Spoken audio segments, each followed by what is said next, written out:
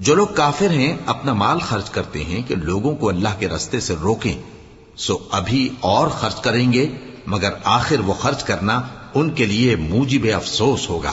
اور وہ مغلوب ہو جائیں گے، اور کافر لوگ دوزخ کی طرف ہانکے جائیں گے تاکہ اللہ پاک سے ناپاک کو الگ کر دے اور ناپاک کو ایک دوسرے پر رکھ کر ایک ڈھیر بنا دے،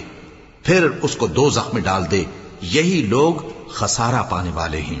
اے پیغمبر، کفار سے کہہ دو کہ اگر وہ اپنے افعال سے باز آ جائیں تو جو ہو چکا وہ انہیں معاف کر دیا جائے گا، اور اگر پھر وہی حرکات کرنے لگیں گے تو اگلے لوگوں کا جو طریقہ جاری ہو چکا ہے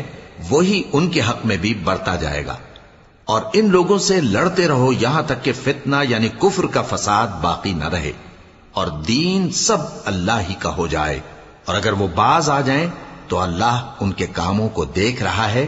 اور اگر روگردانی کریں تو جان رکھو کہ اللہ تمہارا حمایتی ہے اور وہ خوب حمایتی اور خوب مددگار ہے۔ اور جان رکھو کہ جو مال غنیمت تم کفار سے حاصل کرو اس میں سے 5واں حصہ اللہ کا اور اس کے رسول کا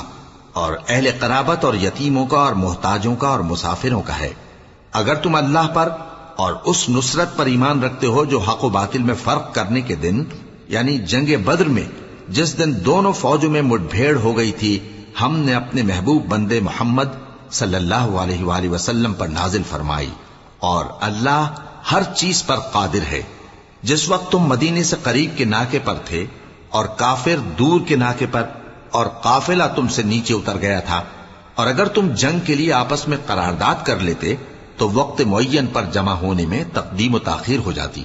لیکن اللہ کو منظور تھا کہ جو کام ہو کر رہنے والا تھا اسے کر ہی ڈالے،